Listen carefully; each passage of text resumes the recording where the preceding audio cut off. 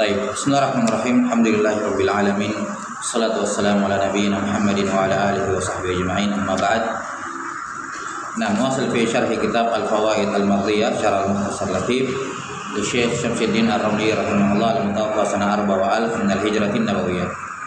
Qala rahimahullahu taala babus siyam. Baik.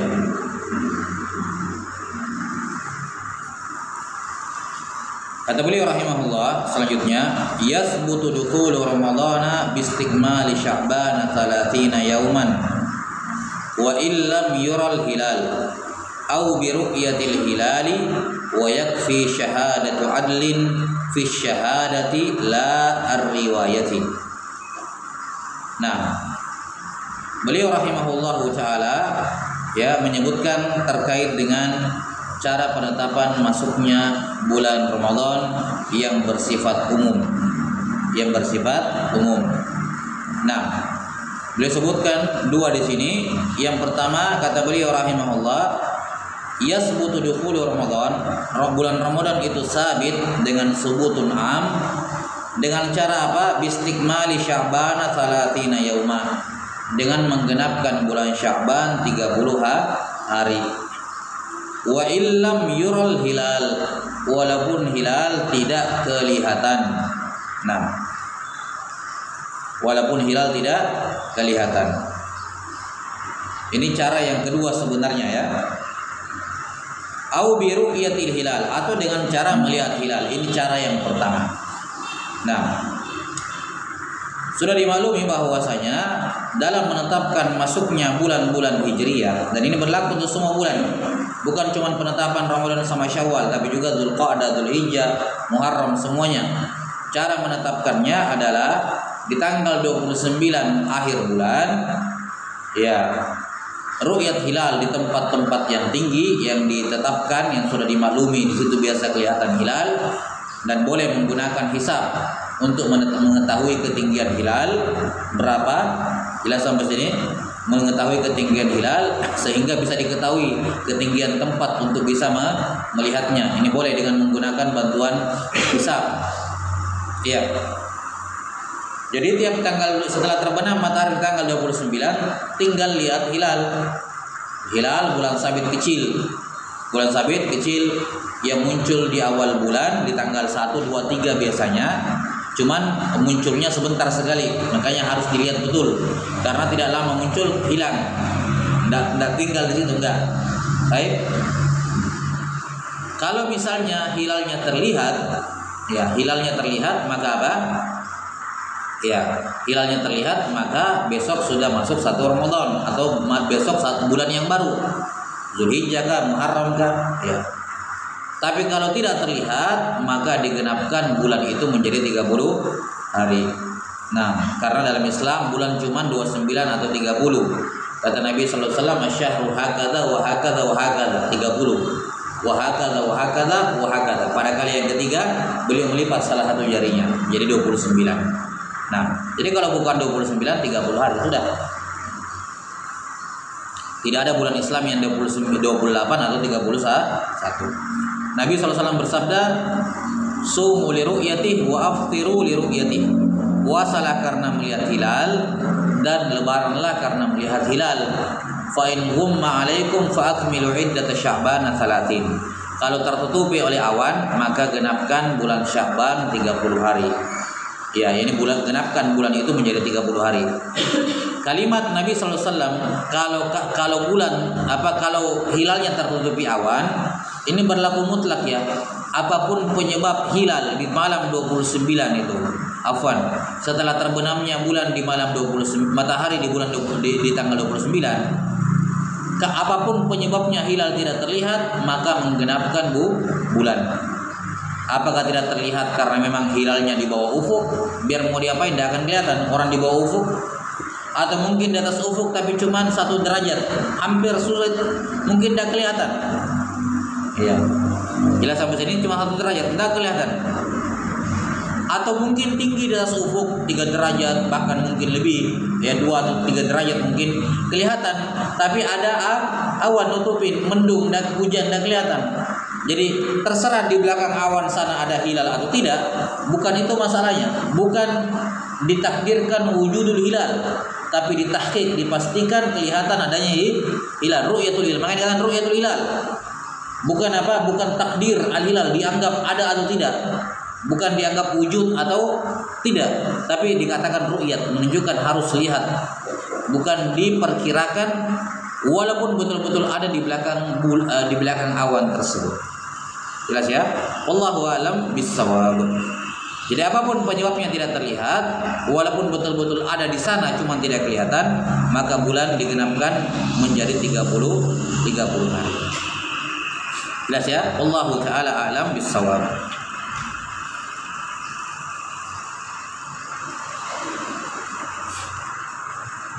Kata Nabi sallallahu, kemudian kata penulis rahimahullah di sini, wa yakfi syahadatu adl.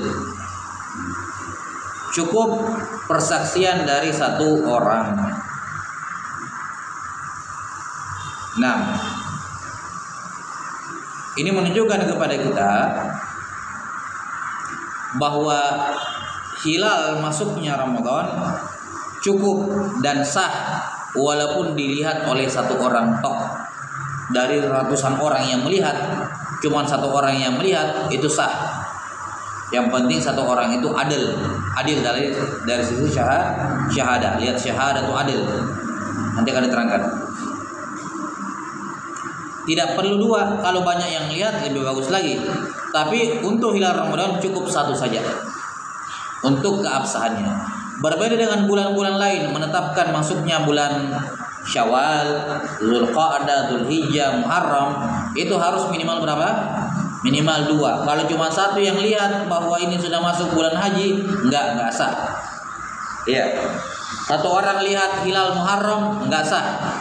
Untuk bulan-bulan yang lain harus 2. Sementara untuk Ramadan cukup sah 1. Kenapa dibedakan? Kenapa dibedakan jumlah saksi ru'yat antara bulan Ramadan dengan bulan yang lain? Alasannya yang pertama adalah ada dalil spesifiknya. Karena begini, perhatikan. Saksi di pengadilan itu normalnya 2 orang laki-laki dalam perkara apapun, 2 orang laki-laki, normalnya begitu. Ada pengecualian. Tapi asal saksi di pengadilan 2 orang laki-laki. Ini berlaku untuk semua jenis persaksian, termasuk saksi bahwa bulan ini sudah masuk. Saya lihat hilal, asalnya harus 2. Paham sampai sini? Tapi Ramadan dikecualikan karena ada dalil spesifiknya, yaitu hadis Abdullah bin Umar dalam riwayat yang sahih, kalau nggak salah muttafaqun alaih. Kata beliau, ra'aitul hilal fa akhbartu an-nabiy sallallahu alaihi wasallam.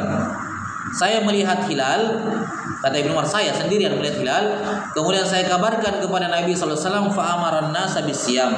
Maka Nabi sallallahu alaihi wasallam menyuruh orang-orang untuk puasa berdasarkan ru'yatnya Ibnu Umar satu orang saja. Maka ini dalil yang mengecualikan Ramadan dari hukum asal. Hukum asalnya harus 2 orang adil. Khusus untuk Ramadan ada dalil spesifiknya.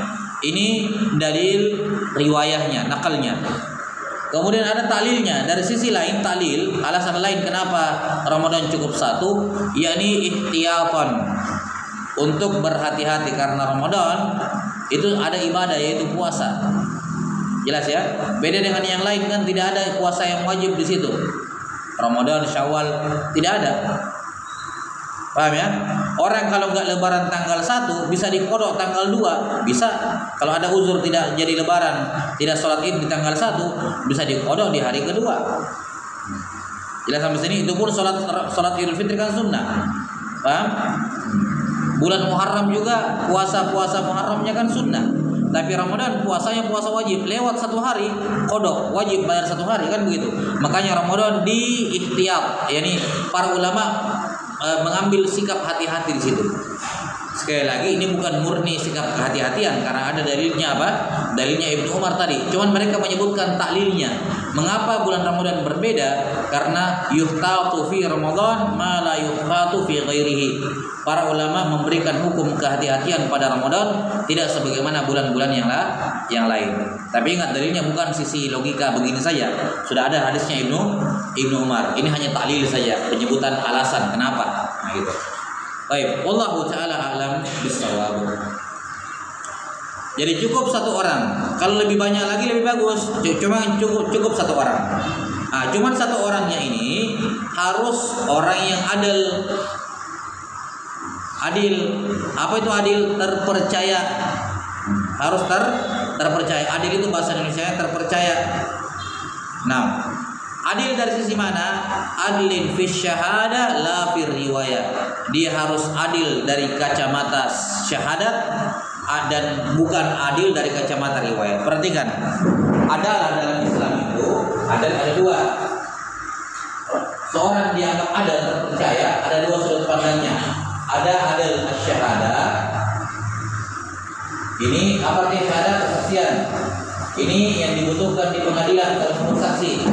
Ya, kalau mau bersaksi. Kalau ada riwayat itu pembahasan rawi-rawi, periwayatan, pengabaran, paham? Bukan bersaksi. Misalnya begini nih, Yahya lihat kecelakaan di depan, baik? Paham? Yahya lihat kecelakaan di depan, dia lihat, terus saya nggak lihat, diceritakan kepada saya ada kecelakaan begini, baik? Nah, ketika mau bersaksi, paham? Dipersyaratkan pada Yahya adlu syahadah karena dia mau bersaksi di pengadilan. Jelas? Sementara saya bukan saksi. Saya diceritakan, ada orang tanya sama saya, antum lihat kecelakaan. Saya bilang saya dikabarkan sama Yahya kejadiannya begini. Itu namanya apa? Riwayat. Saya bukan saksi, saya hanya periwayat, penukil kabar. Paham ya? Nah, kriteria saksi di pengadilan sama kriteria pencerita kabar, penyambung cerita itu beda kriterianya. Paham? Yahya kalau mau diterima persaksiannya harus terpenuhi ini. Saya kalau mau diterima cerita saya bahwa betul saya dapat kabar harus terpenuhi syarat ini. Saya tidak perlu syarat ini saya kan bukan saksi. Saya hanya apa? Saya ceritakan ke orang. Nah, karena saya ceritakan ke orang, saya ada di sini. Saya meriwayatkan. Paham bedanya? Saksi sama periwayat. Nah, syarat saksi itu lebih ketat dibandingkan periwayat, lebih ketat. Nah, syarat yang pertama,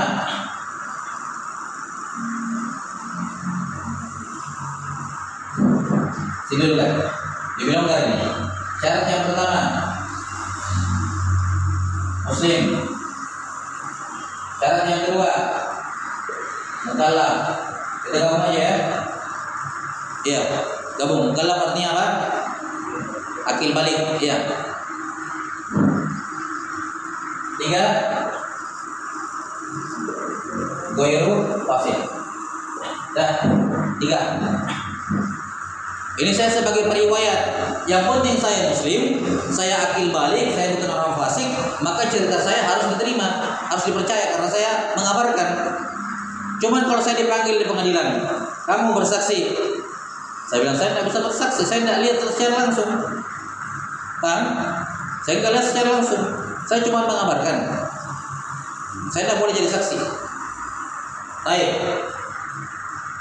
Muslim, akil balik, bukan fasik. Nah, untuk syahadah syaratnya sama ini.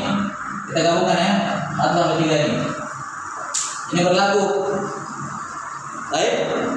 Jadi semua syarat di sini berlaku juga di sini. 4. Al-Zakar. 5. Al-Hur. Nah, Al-Hur.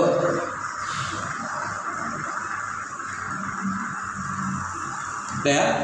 Ada tambahannya dia. Untuk menjadi saksi di pengadilan, kamu harus Muslim, akil balik, bukan fasik, tapi juga laki-laki, harus merdeka. Jadi kalau ada orang, ya datang kepada saya perempuan cerita, ada kejadian begini dan begini, dia bilang kamu lihat sendiri gak? Dia bilang saya lihat sendiri, saya bersaksi. Kita bilang ya, kita tidak bilang kamu bohong ya, cuman perempuan, tidak diterima persaksiannya. Tapi kalau perempuan ini mengatakan, enggak, saya enggak lihat langsung, saya cuma diceritakan sama si fulan, saya ceritakan lagi sama kamu. Oke, kalau begitu saya percaya. Karena sekarang kamu bukan bertindak sebagai saksi, kamu cuma sebagai pencerita. Jelas ya, pencerita. Enggak dipersyaratkan harus laki-laki di sini. Boleh perempuan, periwayat itu boleh perempuan. Makanya periwayat hadis perempuan juga banyak. Periwayat hadis banyak juga lagi, banyak apa budak. Karena tidak harus merdeka kalau periwayat. Tapi kalau saksi harus laki-laki dan harus merdeka. Jelas ya?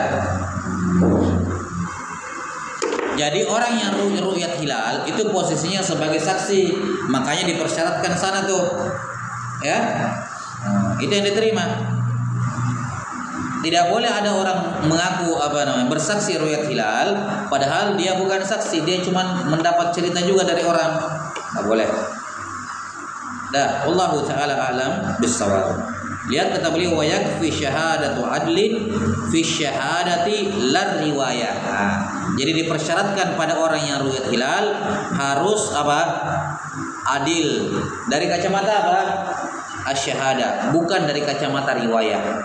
Artinya ada dua syarat tambahan. Dia harus laki-laki dan dia harus merdeka. Kalau ada orang kafir 10 orang melihat mengatakan kami sepakat kami melihat hilal semuanya, enggak diterima walaupun dia jujur. Ini masalah saksi itu bukan masalah jujur atau tidak, tapi ikuti aturan. Ada SOP-nya, undang-undangnya dalam Islam bagaimana kriteria saksi persaksian bisa diterima. Ya, jadi kalau persaksian orang ditolak bukan berarti dia dituduh bohong, belum tentu. Ya, tidak ada konsekuensinya ditolak persaksiannya berarti dia bohong, enggak. Itu hanya menunjukkan bahwa dia tidak memenuhi kriteria saksi, itu saja. Belum tentu dia bohong, belum tentu dia salah. Baik. Apalagi akil balik. Orang yang belum akil balik tidak diterima persaksiannya, tidak juga periwayatannya. Orang kafir datang kepada kita mengabarkan, enggak diterima. Ya kan? Enggak diterima. Ada orang kafir bilang, saya dengar cerita begini dan begitu, jangan diterima. Ya kan? Ya ini belum tentu dia salah, betul, belum tentu bohong, tapi kan aturannya tidak boleh diterima, jangan dipercaya maksudnya. Belum tentu dia bohong, betul. Nah, makanya banyak kasus, perhatikan dalam beberapa pembahasan fikih ketika terkait dengan kesehatan dikatakan yang menentukannya adalah dokter yang adil. Karena dokter kan mengabarkan kondisi pasien, oh kamu tidak bisa kena air, kamu kalau begini begitu. Ini kan bentuknya apa itu? Kalau dokter bilang begitu, itu masuknya di syahadah atau riwayat?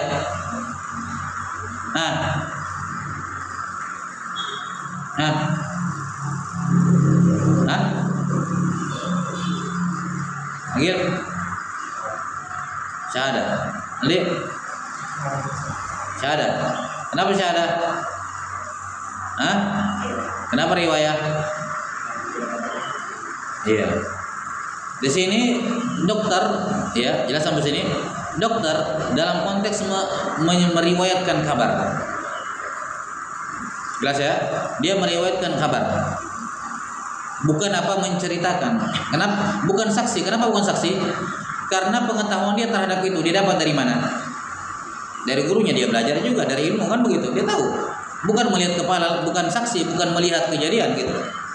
Dia kan tahu bahwa ini kesehatan ini tidak bisa kena air misalnya, sakit ini. Dari mana dia tahu itu? Kan dari gurunya misalnya, dia belajar juga. Dia mengabarkan bahwa penyakit seperti ini tidak bisa kena air, bukan syahadat.